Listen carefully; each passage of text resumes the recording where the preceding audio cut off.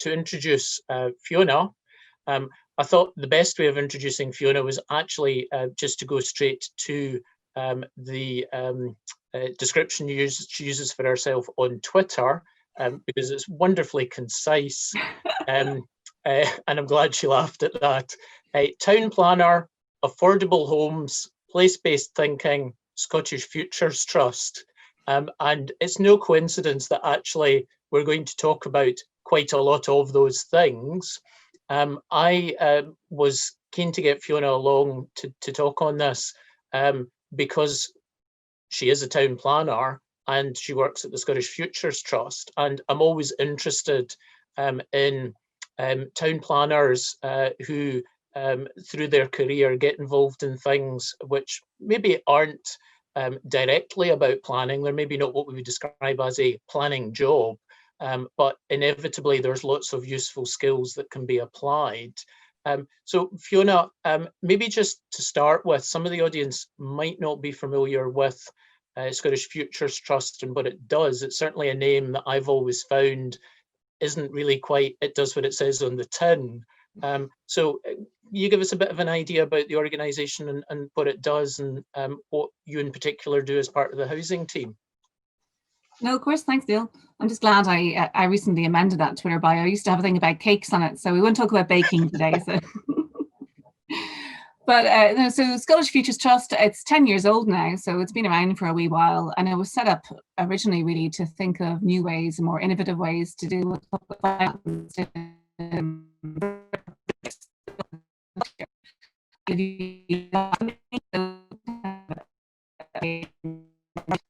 Broadened over the years, which might be why sometimes it's quite difficult to keep up with this, because we have changed in terms of what we do. So we work across a number of sectors, but I suppose what we do is work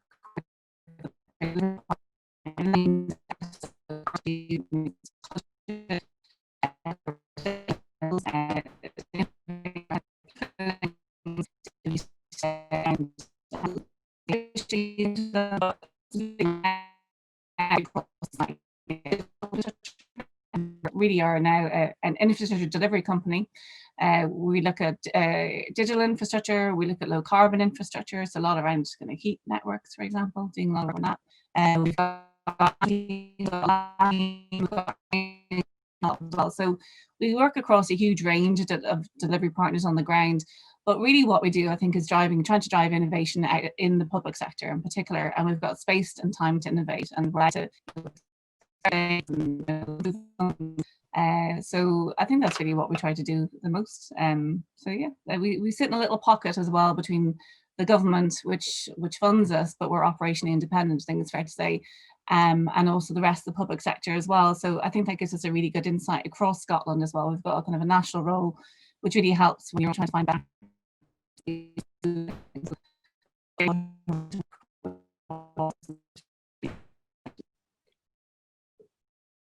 Thanks for that, Fiona. Can I just check with Karen? I wasn't catching a lot of that. Karen, were you having difficulties just a bit of unfortunately, a bit of an issue with the sounds coming through. It's just. Oh no. Yeah, I wasn't sure if it was maybe, I've had problems myself today, so I was wondering if it was just me. We'll maybe just push on, and hopefully it will resolve itself. If not, maybe we might just put you to audio and see if that helps. So thank you for outlining a bit about SFT and your role, and moving on to focus more particularly about what's involved in what you do. And in the Twitter bio, you refer there to place-based thinking, and you mentioned to me other key themes: inclusive growth, low carbon. So could you talk us through why those themes, inclusive growth, place-based thinking, low carbon, have become much more important than they were? Sure. Do tell me if the sound is getting better. I'm getting a message saying my speaker isn't working, but can you hear me okay? It's all right so far. Okay. Fingers crossed. Fingers crossed. So I think in the past, the housing team has worked, and across SFT, we've worked very much around on the delivery. So it's how to get things built on the ground has been our focus. I think what we've in the past done less of is think about the outcomes of that. So it's outputs rather than outcomes is where our focus was. What did that actually mean in terms of what was bringing to Scotland beyond that kind of efficiency thing? Our thinking has really changed in that in the last couple of years, it's fair to say. And, part of that is reflected in the Infrastructure Commission of Scotland report. You can see the way that Scotland is going and the way that, the government's drive in terms of, moving to important, but to my mind, Fiona, that's it beginning to go again. Can you maybe just try killing your video and just do audio? See if that resolves it. Sure. I've stopped video there, so you just got me looking at you now. Is that any better? Cake. Without a cake. So the idea of place is really central to how we assess projects now. So, I think the language around place can be sometimes a bit vague, a bit amorphous. People struggle to grasp what that means in a practical sense. So a lot of the work I'm trying to do is around how do we apply place-based thinking to projects. And what that often means is taking a different perspective, stepping out of the four walls of your project, first of all, looking at it from a neighbourhood, a community's perspective, a settlement perspective, and really focusing on where the needs are, both from your partners' needs, so strategic partners, whether that's a local authority's housing team or a planning team or beyond that. Ideally, you really want to bring it to as many partners as possible. And then also in terms of what your community needs around not just the housing, but what can your site do across a number of different things that people need. And I think that's, that can be around green space, that can be around digital connectivity, that can be around just a better quality environment. It can also be around providing jobs in sectors that are needed. So a place-based approach is really just, for me, it's a process that you follow that will bring you to a better project and more outcomes across more areas. And I take a very pragmatic view of place as well, because to me, a better project with more partners means more likelihood to deliver. So, you're routing it across more things, and therefore you've got more support for it, and therefore it's more likely to be delivered and funded as well. So for me, again, like place is about a process that you follow to get to a better outcome. And some of those better outcomes will be around low carbon, and some of them will be around inclusive growth. But place for me is where it starts. It's about taking a much more holistic view of a project and not just focusing on what you're building, but why you're building it, and actually what benefits can you really drive out of that project in following a much broader perspective than maybe I've thought about before. So we're trying to put that in place across some of the work streams that I'm in. So around kind of the big strategic sites, but also in 10 centre sites, that's increasingly where we're trying to focus our work on, because we see that as where we can make the biggest impact. They're the areas that are struggling the most. So we try to focus what small resource we have in SFT on the areas that can make the biggest impact on. And thank you. The audio is working. So if you don't mind, we'll maybe just stick with the audio rather than the video feed. And if I can just remind everyone that we do have the Q&A function. So if you want to pick up on anything along the way, like what Fiona was saying there about place, then if you get any questions or comments you want to make, please do toss them in. Moving and looking at bigger sites, because that's something I'm aware SFT have been involved in, and the infrastructure first approach, and you mentioned infrastructure earlier. What sort of difficulties have SFT been involved in addressing, and what sort of solutions have come along? I think SFT, because we are in this kind of pocket between the public and also the public sector, first of all, but also many of our colleagues have come from the private sector, and we are quite market facing as well. We are able to bring, I suppose, a knowledge of public finance and the rules and restrictions around that, and also private finance together. And that really helps when you're looking at sites which are stuck. What I've found is that normally when we work on large strategic sites, you've got an issue where typically a lot of infrastructure costs have initially been apportioned to the private sector. And because of the overall package of costs and cash flow reasons, they can't bear that, particularly if it's a lot of upfront costs. So the pattern is generally that they go back to the public sector, typically to the local authority, and say, well, you know, we need help funding, either particularly on transport or education seem to be the two key ones there. And local authorities can really struggle with that for two reasons, really. You know, their capital program is often like locked, you know, they don't necessarily have a lot of money to draw from that. But also increasingly, I think there's a lot of pressure on their revenue. You know, COVID has had a big impact on that in terms of the costs that they're able to bear on an ongoing basis. And even now, if you know you're proposing to local authority, you know, we want to build new transport infrastructure, they're not just looking at the upfront cost of doing that, they're looking at the ongoing cost of maintaining that. So, you know, asking them to take on more cost at this point in time is quite challenging for them. And then the revenue cost is also important because the way that they would have normally done that is through borrowing through the Public Works Loan Board, which is where councils can borrow from. They would typically borrow and then, you know, repay it through developer contributions. And again, that is becoming more challenging because those repayments will come from the revenue budget, which is under pressure. And so they're saying, well, how do we know that a developer will build? How do we know we're going to get those developer contributions back in? Can you give us some guarantee around that? And that's quite difficult to do. So what we did, Winchborough was probably the I suppose it's finished now, so we can look back and say that that was really hard work, and really complex. I mean, when you've got a multimillionaire like Tom Farmer saying it was the most complex deal he was involved with, and really what you're trying to do is build a high school, you know, I'm not too sure if that's a compliment or not, but I mean, it was very complex. But what we really had to do around that was figure out a way to risk share. And that was at the heart of the deal, was how do you share risk between the private and the public sector in a way that everybody is happy, that the private sector feels that they can build with the guarantee that they will have, you know, school places for the children in their homes. And then the public sector feels that, you know, they are borrowing, but they are comfortable around that risk because they will get repaid. And that is the trick, you know, how do you make everybody happy across that? Now, in that instance, we used, you know, the SFT, we're able to bring our finance expertise in to play with that, and our experience around the use of government guarantees, and build this kind of, you know, finely balanced tripartite agreement with the use of a Scottish government guarantee. That was extremely difficult, the use of a guarantee. And I mean, I think it would be great if we figured out a way of doing guarantees which was less onerous. But I think the key that actually unlocked the site was less the government guarantee, and it was actually the developer provided a pot of money in a form of a standby facility. So say, for example, the build out rate fell below what it was predicted to fall below, and contributions slowed down, flowing back to the local authority. The developer guaranteed a kind of a baseline payment every year back into the local authority.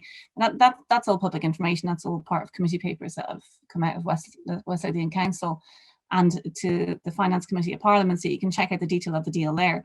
But you know, that pot of money from the developer really addressed, you know, if we look through different scenarios of build out rates, but unless it was the most extreme, like everything goes wrong simultaneously, which in fairness probably happened this year. But, you know, in terms of, you know, the most significant scenarios, the most likely ones to happen, that pot of money from the developer in the form of their own guarantee actually resolved the issue in terms of slowdown. So to my mind, that risk share is actually really critical in terms of trying to unlock developments and taking on risk rather than passing it back to local authority, and giving that confidence to local authority for them to borrow. And that seems to me to be the key to unlocking these things.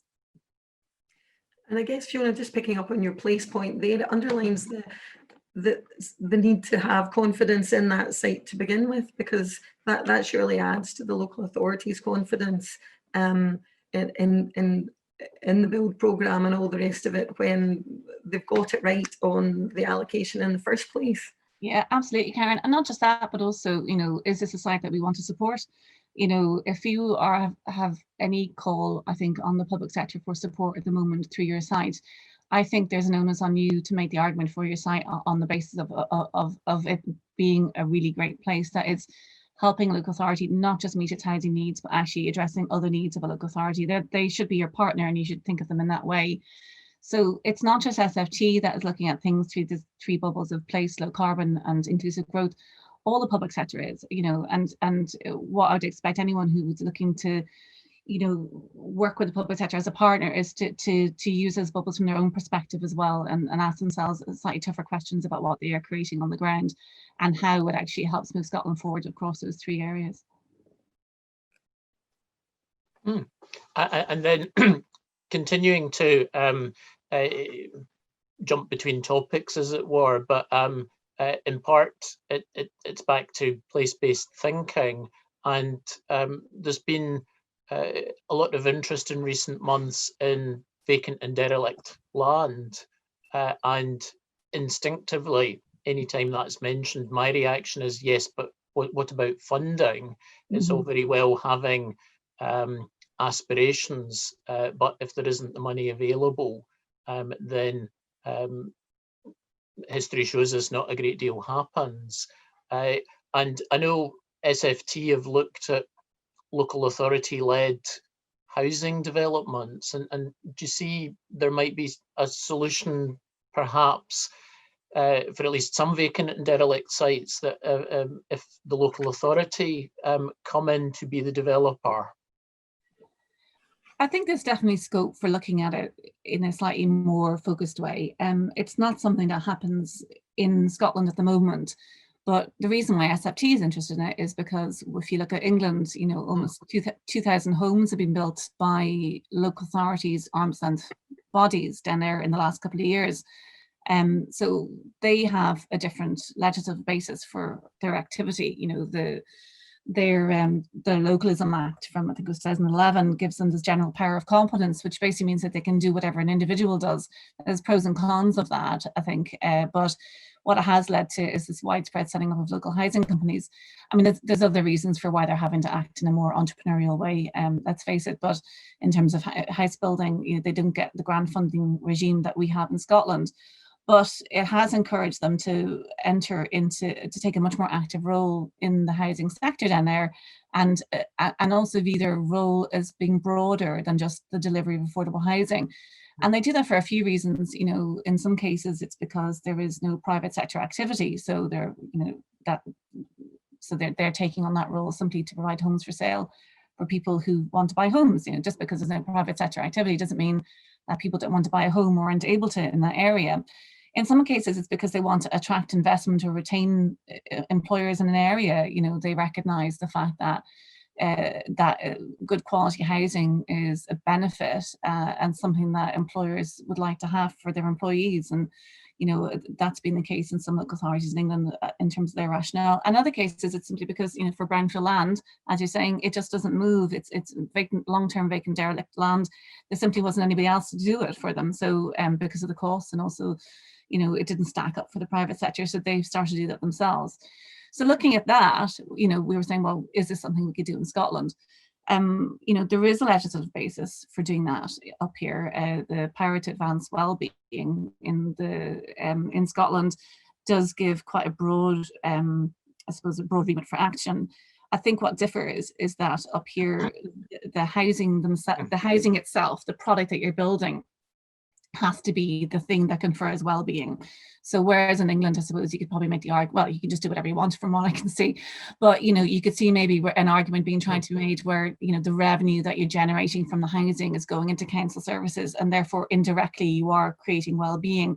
I don't think that's going to fly in Scotland. I think the way you have to look at it is that the homes themselves is the good thing that you're creating. But the interpretation of well-being is still down to local authorities and how you interpret that. So we're doing some more. We're undertaking some more research. We've got commissioned some work around kind of state aid issues in Scotland.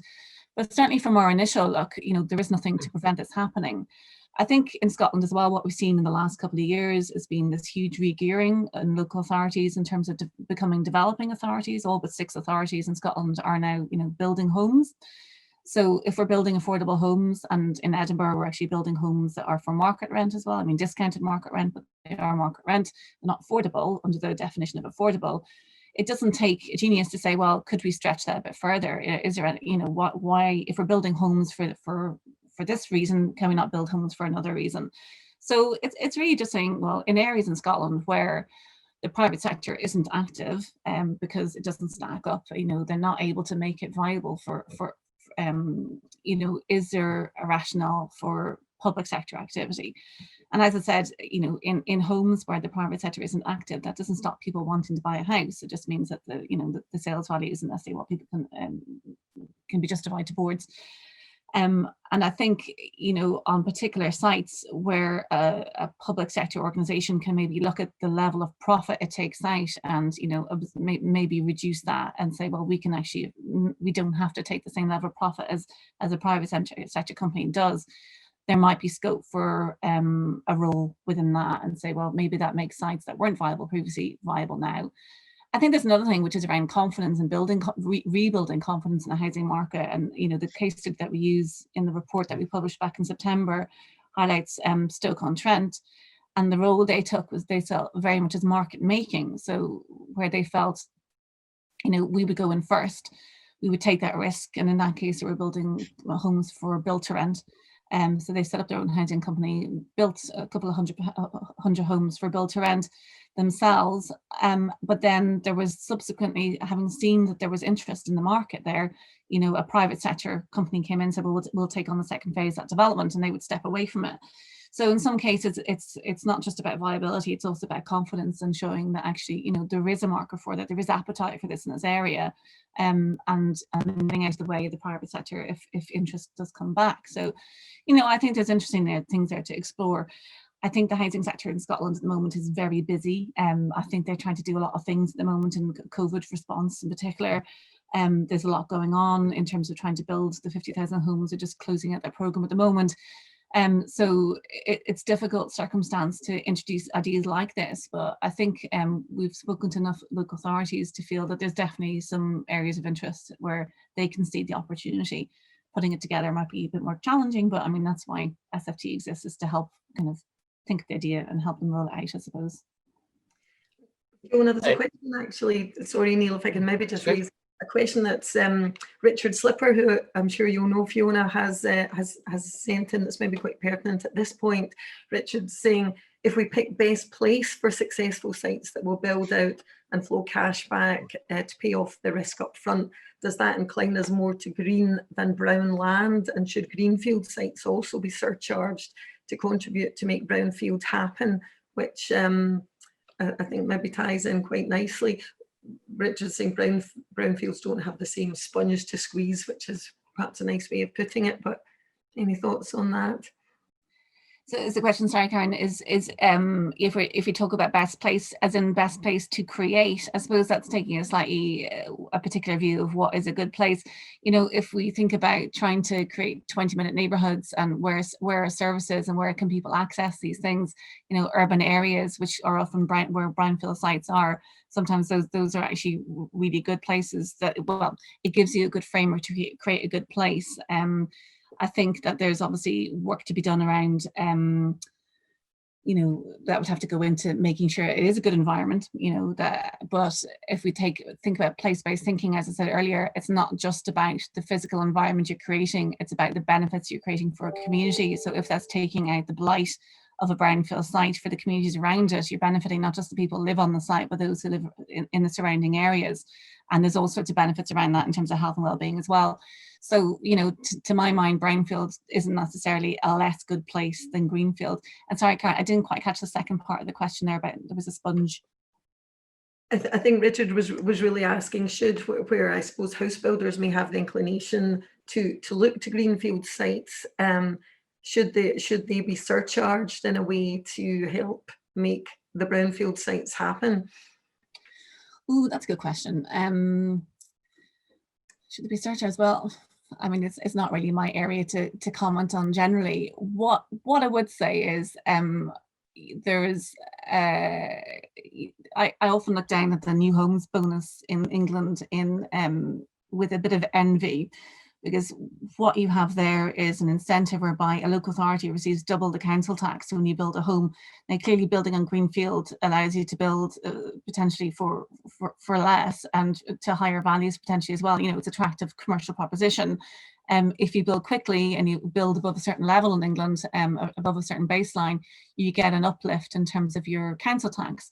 And what local authorities there are doing is that they're collecting that additional new homes bonus and driving that back into more difficult sites such as brownfield. So it's not so much a surcharge, not punishing anyone for building on greenfield, but what you are doing is, you know, by incentivizing growth, and, you know, which I suppose greenfield sites will deliver, you're able to capture a more centrally allocated piece of chunk of change that you can then put into sites that are more costly and more difficult to deliver. You know, there is definitely, you know, a difficult funding environment for brownfield sites to move forward with, and, you know, and just shifting the responsibility of the public sector to deliver them is neither fair or necessarily the solution. But, you know, I do think that there could be a role for incentivizing house building in a way that would allow local authorities to receive a dividend that helps with the revenue costs of development and also potentially helps opening more difficult sites. And moving now to affordable housing, as I said, one of the things you specifically mentioned in your Twitter profile, be interesting for you to share your insights about what's distinctive about the affordable housing sector and how successful in Scotland you found it. I mean, I think I thought I knew about affordable housing before I decided to move to SFT. You know, as a planner, I suppose we probably dealt with affordable housing more in terms of maybe something slightly tricky to be dealt with, a burden that we maybe tried to avoid in some instances, you know. But now, firmly in the fold of the affordable housing sector for the last 4 years, you know, first of all, it's a really fascinating sector, because what you have are, you know, certain building blocks of finance that you need to put together to build homes. Some of which are fixed. You know, you get a grant from the government for social rent, but councils don't get grant for mid-market rent. You know, you then have, you know, within SFT's role, what we do in the affordable housing sector, we sit in this middle piece, which seems to be a theme with SFT. We sit in the middle. We don't do social rent housing. What we try to do is come up with solutions that deliver intermediate rent, so that's mid-market rent typically. And, you know, it's been a really steep learning curve around public and private finance in terms of how you actually make that happen. How do you deliver homes that are affordable in perpetuity, are good quality, you know, don't just deliver something basic, but actually meet local authorities' expectations in terms of space standards, in terms of build quality, which are really high. So, you know, it's a really interesting sector to work in. To be honest as well, I think the events of, you know, the last 6 months, 8 months, I mean, I never thought about housing as being a life or death issue, really. You know, I always knew it's good to provide people with warm, safe homes to live in. I never really thought about it in a way that, you know, not having, not growing up in a warm, safe home could result in you dying prematurely of COVID. And what I now see is that actually housing is so fundamental to human health, both in terms of the quality of the home, but also the affordability of a home. You know, what you have are so many families in Edinburgh and across Scotland struggling with poverty because of the rent of private rented housing. You know, they don't have very much left over for essential things like good diet, you know, and that compromises families' health. So, you know, to me, affordable housing is, you know, it's the kind of thing that can really spark your passion for development, not just because of the role you might have in creating good environments, but actually the impact it has on people's lives. And, you know, working with Edinburgh Living, you know, it wasn't a project I worked on directly, but we delivered a series of homes out in Telford North, which rehoused 60 families that were all living in temporary accommodation. And they're all mid-market rent. All these people are in work, but, you know, they're all living in, you know, travel lodges, and, you know, kids were having to travel miles to get to their school, you know, disrupted life, and then they've got a home, a permanent home. So, you know, it's a great sector to work in. I think the other thing that really surprised me when I moved into it was, I think I mentioned to you earlier, Neil, was, you know, when you work in commercial properties, I did for, I think it was, how many years it was, I worked about 15 years before I moved to SFT. I might be overstating that. a long time. But you get very accustomed to being, you know, the only woman in the room when you're talking about development. You know, as a planner, maybe it is more gender balanced, but certainly in terms of when you talk about development, you know, quite often it's a very male dominated industry from my perspective. And I worked in, you know, quite male dominated companies. So moving into affordable housing, it was fascinating for me to suddenly find a development sector that is, you know, I wouldn't say dominated by women, but certainly, you know, it's very common for the CEOs of registered social landlords, RSLs, who are all developing, the CEOs are women. You know, in Edinburgh, you know, the head of strategy is female, all their project managers, their construction managers, their architects. You know, it's a totally different environment to be actually in. And when you think about the impact of the industry itself, so in Edinburgh, you know what, you've got 20,000 homes, affordable homes to be built in the next, from 2017 to 2027. 5,000 of those are being, 10,000 are to be built by the council themselves. So you basically have, you know, this huge development organization. I think at the moment they're across 36 sites in Edinburgh alone, building 12,000 homes. And that's a development organization that is driven by women. So, you know, it's just not something you think about until you're in it. And in fact, I don't think the people in affordable housing think about it from that perspective. I guess I'm a bit of an outsider, a planner, and not having kind of come up through the housing route. It's just a very different environment to be in. And I don't think people really think about it in that way. So no, for me, it's quite striking though. So quite different. And good to hear you sort of summarize all the successes, because I would agree that a lot of us in planning, what we see are the affordable housing requirements that are placed on mainstream development, but we don't really get much of an insight much past that. So good to hear the success story that you've seen. So Karen, I can maybe pass over to you at this stage, and is there some questions in the Q&A for you to pick up on? Yes, a question from Bill, which is going back to the issue of place again that we were discussing at the beginning of the conversation. And Bill's really making the point that, you know, as you were saying, Fiona, place offering a great opportunity for community voices to come out, especially early in the process, LDPs and potentially local place plans when we see those coming forward. But he's wondering whether there's always going to be that tension with the numbers game when we come to housing and delivery of housing targets, and whether that really, whether communities' aspirations are always going to perhaps come off second base when it comes down to the numbers side of things. No, sure. I mean, I think when it comes down to place, it is that balance of need, you know, what you need. And that's why the conversation has to start off with that rather than a design. You have to explore what people need for their community and then flip that back to your development and say, well, what can I actually do to meet those needs? I mean, I think as a planning consultant, I probably try to do that anyway when we're doing consultation. You know, you speak to people early, you find out how can you actually help them, you know, either, you know, create a better place for them where they're living. You know, how can you make a positive contribution to that? And the work that we did in Longniddry was particularly notable in its success. You know, it was in these places that people never thought you'd be allowed to build, and then we got quite a significant development out there with community support and hardly any objections. And that was because we had that conversation with them about, you know, well, you know, how can we improve Longniddry? You know, so I think for me, place actually comes back to that, and it's a slightly broader question rather than just the design of it, but when you're thinking about it from the public sector, that broader public sector perspective, it's not just about it can be about jobs, it can be about, you know, connectivity, it can be about, you know, community wealth building. You know, if we're doing this, what can we create for you? You know, about service delivery, you know, how can we bring services closer to you?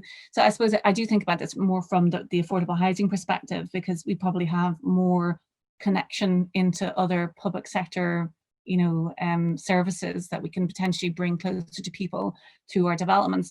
But I don't think that's unique to affordable housing. I think that's for everybody. As I said earlier, you know, if you can ask at the start, you know, how can we help meet people's needs and desires for the future through our development, that's a place, that's where you start. And I think that's where you potentially take that tension out. You're showing, well, you know, everybody needs a home. you know, and the people are actually going to be living in these homes aren't, you know, random strangers. They are, in fact, you know, potentially your grandchildren or your children. You know, they're people that you know who need to have affordable or, you know, good quality housing. And not just that, but actually we're doing more than just building homes. We're doing, you know, this broader piece around that. And that's always been, to my mind, the best way to I suppose, meet minds and diffuse tension around development. I mean, it doesn't always work. Some people just hate your guts and don't want you there. So, but certainly there's a lot that development can do. I always have had a really positive perspective on development, and even more so now probably. So I think there's a lot you can do around having those conversations around, you know, around need, community need, and partner need to move that conversation on a bit. And Fiona, in terms of the planning reform that's going to be coming through, do you see the new master plan consent areas as being a useful tool for large scale delivery of housing in a faster and more efficient way? I don't know, is the short answer. It's obviously a way of front loading the process, you know, because to my mind, it doesn't remove anything from things that you need to do, really. It actually just brings everything forward. And that inevitably will maybe put more pressure on a public sector resource than it does at the moment. So I may be a wee bit skeptical about that. And, you know, I did see that the programming of master planning consent areas has moved in terms of planning reform. It was very much at the back end of things. I think now, as part of COVID response, is being brought forward, this idea that it would help sites get moving. But, you know, as I said earlier, the major barrier to delivery isn't normally around, you know, necessarily, well, it's not the process of getting your planning consent, it's actually lining up all the investment pieces around infrastructure that you need in order to deliver. So unless all that is accompanied by, you know, a funding regime that really allows you to do infrastructure first, that allows local authorities to borrow with confidence, that either introduces new ways to support, you know, those revenue costs, you know, I kind of don't see it as the kind of the white knight coming to save the housing land supply targets. So no, I think that's fair comment, and being yet another sort of new concepts for authorities to grapple with. It's going to be such a big investment for them in terms of resources and getting to grips within the concepts and procedures that you can see authorities being nervous or slow in any event to perhaps be some of the first to bring these areas forward. Absolutely, Karen. I mean, I think there's some really good opportunities to use it, and I think it's tying it with the ideas like self-build and co-housing is a really interesting opportunity to do that. You know, but you know, I think it will be one of these things that as I said, you know, local authority resources really stressed thin, so they're going to need support in order to do that. So as with all these ideas, it generally comes back to skills and resource and supporting them doing things like that appropriately. Okay, well, thanks, Fiona. So probably about time to round up our conversation now, but it's been really interesting and I think encouraging to hear about some of the innovative solutions that SFT is helping to bring to authorities and developers. Some of these big sites going, the seemingly always intractable problem of infrastructure is really positive to hear that.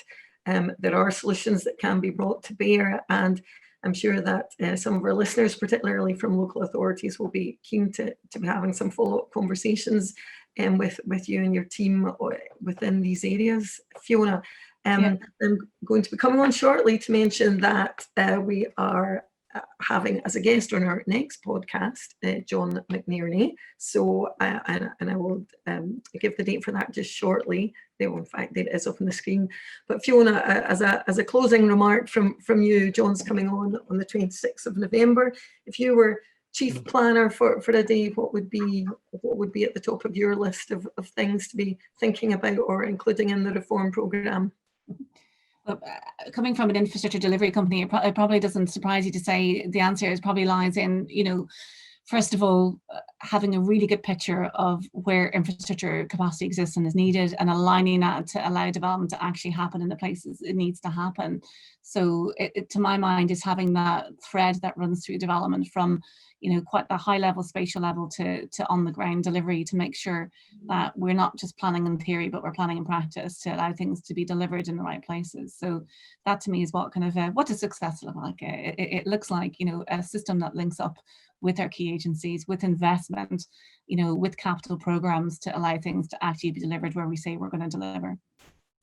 I suspect there may be some interesting questions for John on development planning next week, and particularly around regional spatial strategies and other unknowns in the system at the moment. So I might ping him on myself. I think you should do that, Fiona. Get your pen ready for that one. So thanks very much for taking part today. That's been really interesting, and we're very grateful for your time. So it just remains really for me to say thanks to everyone for tuning in today. And you've got it there on the slide. Our next session is going to be on the 26th of November, as I've said, with John. And I think our plan is, in fact, we'll be reaching out to everyone beforehand to try and gather together some questions that you would like to put to John. So there'll be an opportunity to do that in advance. And please, everyone, do throw your hats into the ring on that one, so that we've got a good set of questions for John when he joins us later in November. So thanks everyone, and we hope to see you next time. Thanks very much, Karen. Thanks, Neil. Bye bye now. Bye. Thanks.